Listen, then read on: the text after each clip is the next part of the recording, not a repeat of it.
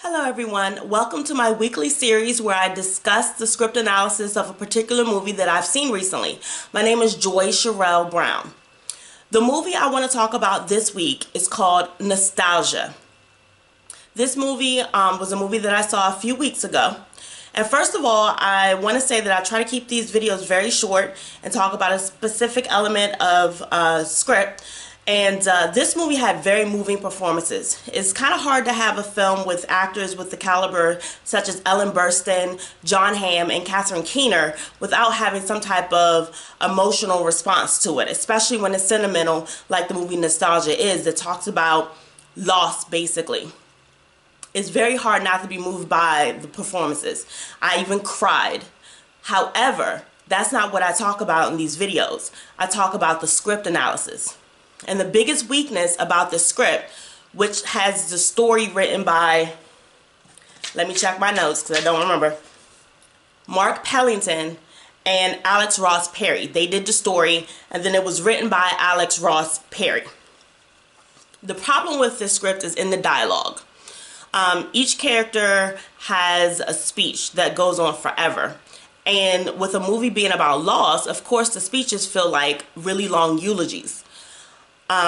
What I did like about the script is that if you ever saw the movie Red Violin, it's basically what I like to think of as a movie that's a relay race, which means that the protagonist for one particular sequence stays the protagonist for that sequence, and then they basically take the baton and pass it on to the next protagonist in the story, which then goes on with their story of loss, and we never see the other character again. I like that. That was creative, and I feel like maybe one day I might write a movie like that myself. And if you've seen the Red Violin, it's about the passing on of this red violin throughout the movie. Nostalgia does that with point of view. The character that's the protagonist keeps the story for whatever sequence they're in, and then the next sequence has a different protagonist.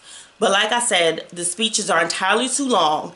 They go on for at least a minute, if not more, every time a character speaks. And they talk about their memories, they talk about what the loss means to them, and it really feels like the dialogue belongs in a play.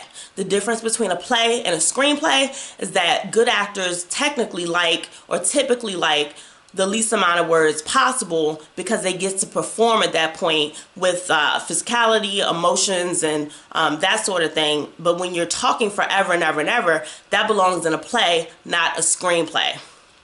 So I keep these videos short. That's basically what I wanted to say about Nostalgia.